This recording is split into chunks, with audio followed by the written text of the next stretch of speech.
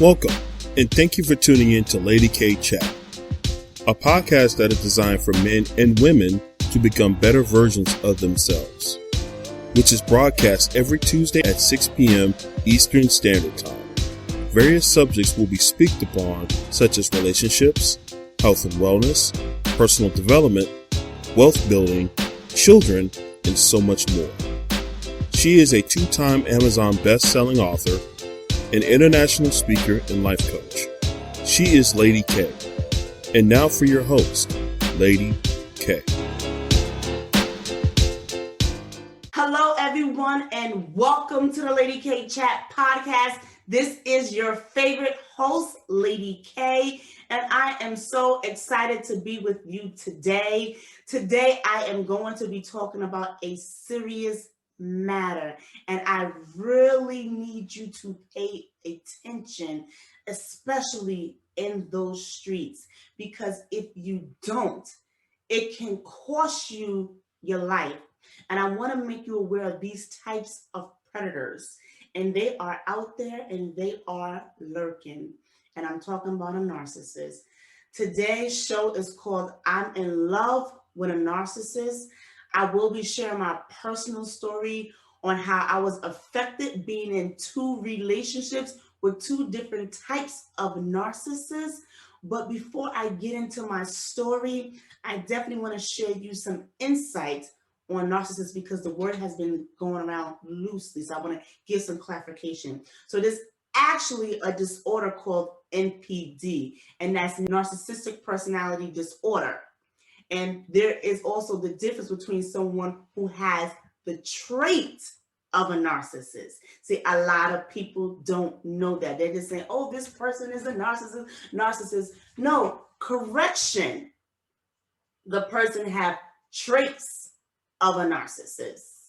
And let me elaborate what I mean by that, because the trait does mean that they have some characteristics of a narcissist, but they're not a narcissist. Versus NPD, that is a person who actually have the disorder and they actually are narcissists. And in order to be considered, according to the psychology world and the psychiatrist world, the NPD, they have to have a pattern. And out the pattern, 5 out of 9 have to be pervasive in order for them to be considered an NPD.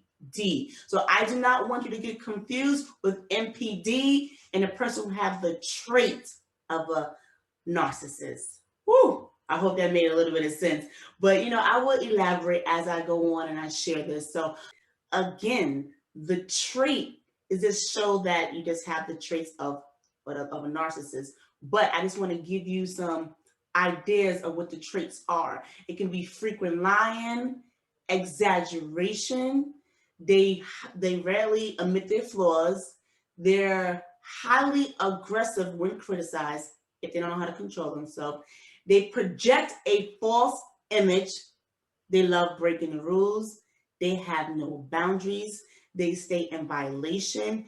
And again, they're manipulative. And this is the use to control others just to gain some extensions of themselves. Because in actuality, these people, they have low self-esteem and they're constantly picking at themselves because they feel a void in their life. They know something is wrong, but they're not ready to tackle it. They're not ready to identify it.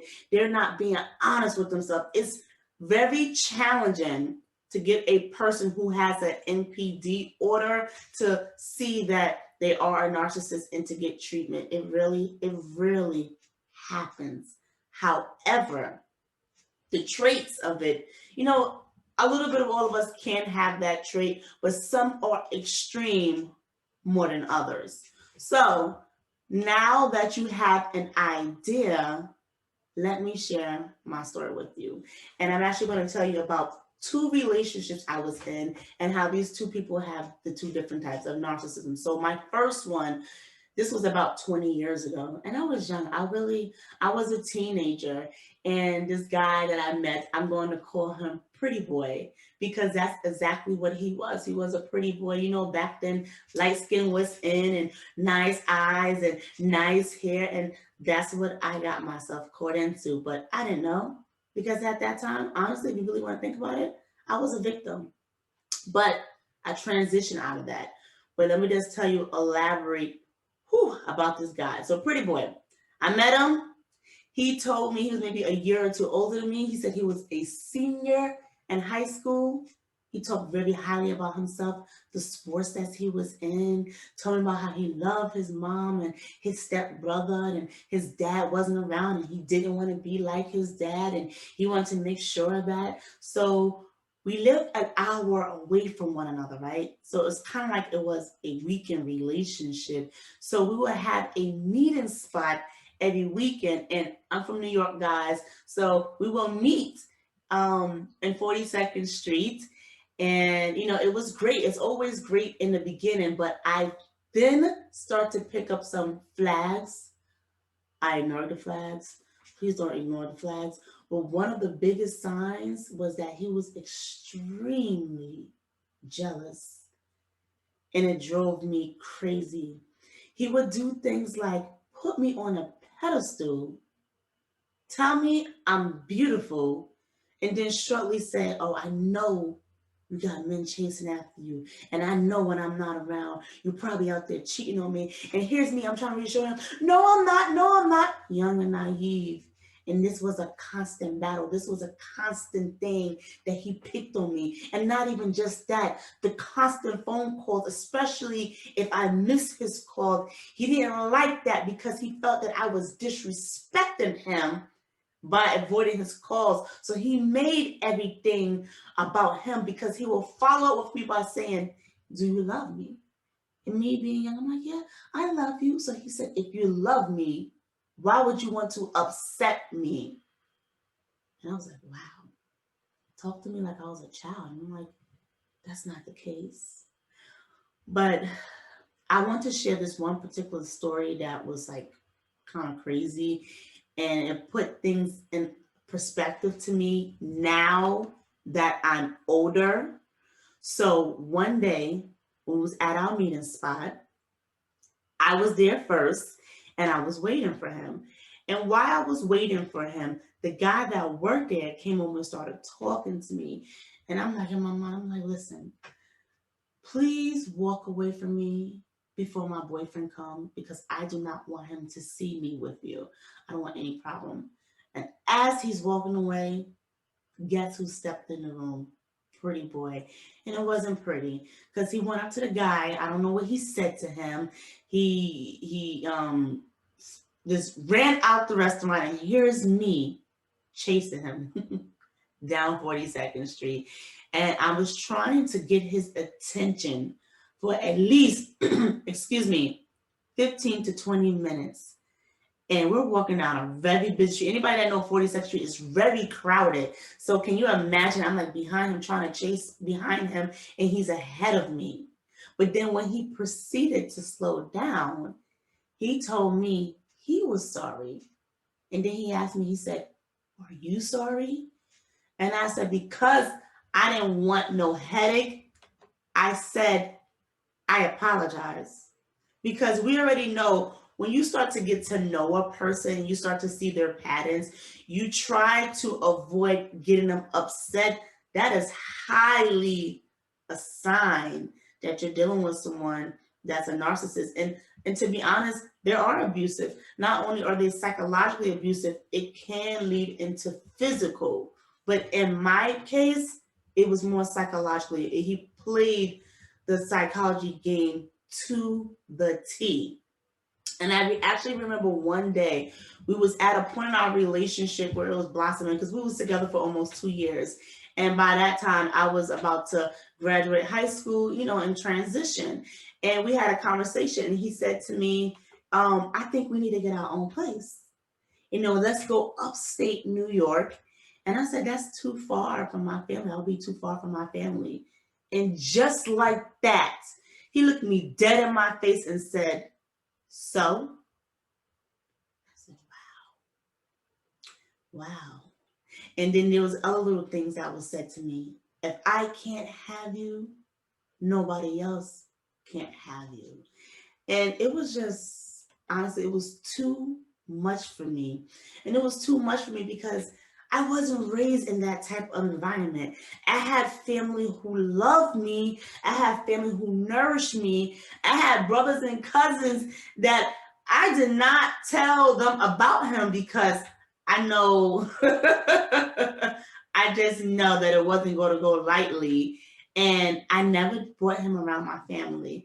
And he never asked to be around my family, too. So, ladies, that is something that you definitely have to take into consideration. Excuse me, while you're dating, because signs like that indicate something is wrong. Again, they're hiding. These are people that feel a void in their life and they need you to fill the void because they're insecure and they don't love themselves. Shoot, they don't even love you. You think they love you. They're going to tell you they love you, but in all actuality, they don't. But I have to tell you something that was the last straw for me. We got into an altercation and he pinned me in the corner. And he said, if you ever in your life try to go against me, I will kill you.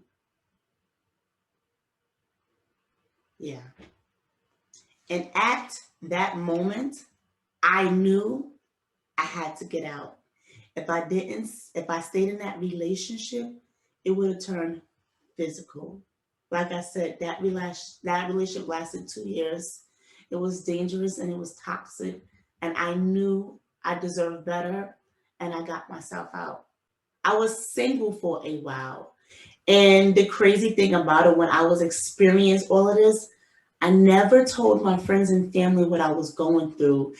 And I didn't tell them because at that time of my life, I was the person who everyone's looked at me and said, oh, she's so strong. She would never accept anything like that. But in all actuality, I wasn't.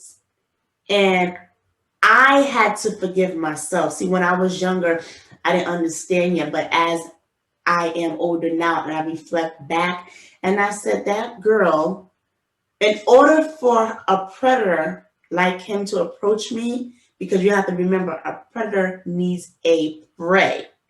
They need the prey to glorify them. They need the prey to give them reassurance. And at that time, he saw something in me. He saw that little naive girl. However, that little naive girl has some fight in her. And because she has some fight in her, he could not take it. And this is why the relationship didn't last. Now, he used to always tell me, oh, if you leave me, I'm going to kill you. Yeah, he did tell me that. But even though I was afraid, I was like, no, I said, I'd rather step out. And if we're going to brawl, we're going to brawl. But that was not the case. Eventually, he left me alone. And I was happy about that. But I do want to say this to you. Remember I told you I didn't tell my family because I was afraid of the judgment? My mom, they always know, my mom and my grandmother, they knew something was wrong with me. They saw the sadness. They saw my attitude. They saw how I was doing things differently. And I didn't bring him around to meet my mother and my grandmother until like the ending of the relationship.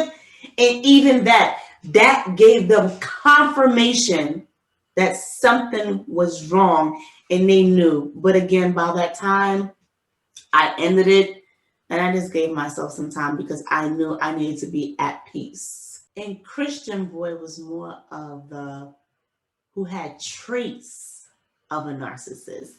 And in his traits, it was covert.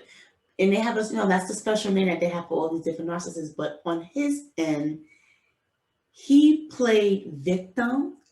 And these type of people, they need people to, again, give them constant reassurance because they tend to put themselves down and they just need to be glorified. So, like I said, his deal was he needed constant reinsurance. If I even dare to pay attention to like my hair, my schoolwork, it was a problem. If I wanted to go visit someone, like a family member 2 hours away, and I wanted to come back the next day, it was a problem. It was saying, he said, why do you have to go? I'm here. Why do you need them? I'm here. Why do you need a Facebook account? You have me. Oh, boy, he was draining, very draining. So I realized what he used to do was anytime I put myself or focus on myself and he was not in the spotlight, it was a problem. And I want to tell you what he did. In the public's eye, he glorified me. But behind closed doors, it was different. It was so different because it's like he would put on the facade. Remember I told you that they like to exaggerate and they like to put on the front? That was him. I was the trophy girlfriend, and I was the one, because I had things going on for myself. That it wasn't the fact that, oh, she's great. It's the fact that it made him look great. It was the part that he was like, yes, there go the admiration because the people are eyeballing my girl and it feels good and I love it. But when my lady is home, she needs to give me all the attentions. Now, listen, ladies, I want to tell you something. There is a difference between making time for your spouse or your significant other and a difference between somebody who needs constant admiration. And as I told you before, it was very draining. And I just didn't know how long I can deal with it. But I stuck around because I was hoping for change and I was hoping he'll come around. But in actuality, that wasn't the case because it continues. Now, even though in the streets, he highlighted me, but when it came to certain people, he would talk about me. And I remember one day, a mutual friend of ours said she had a conversation with him, and all she kept hearing about was she needs to do this, she needs to do that, and she's like, "But what about you?" He was like, "Yeah, I know about me, but her." I'm like, you see, he reshifted everything back to me on what I needed to do and how I needed to step my game up. And guess what? I did do those things, but it wasn't enough. And it says it in the word, the flesh is never satisfied. He was never satisfied. So what did he do? He walked away from the relationship.